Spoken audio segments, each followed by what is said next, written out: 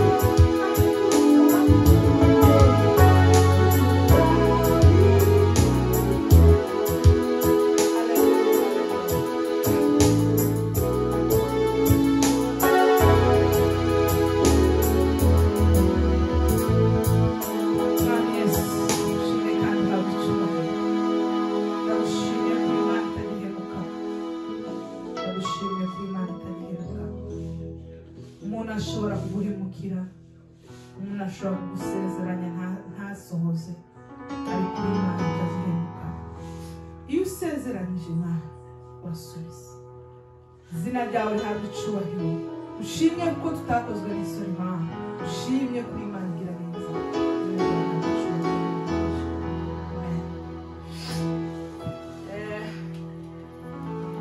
Reka twinjire mu ijambo ry'Imana hano gatoya, dusanga muri Zaburi igice cya mbere umurongo wa mbere.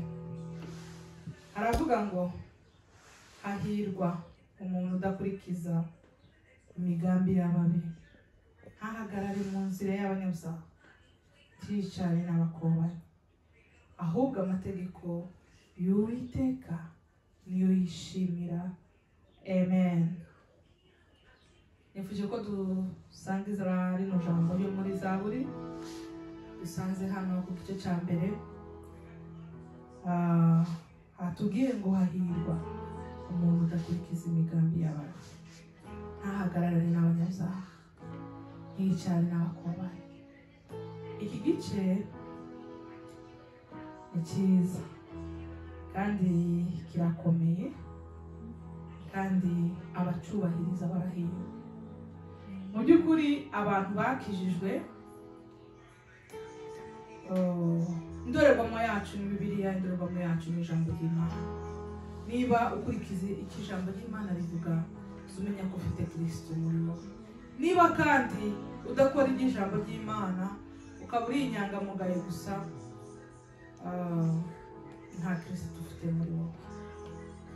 Ijambo ry'Imana ryavuze ngo hahirwa.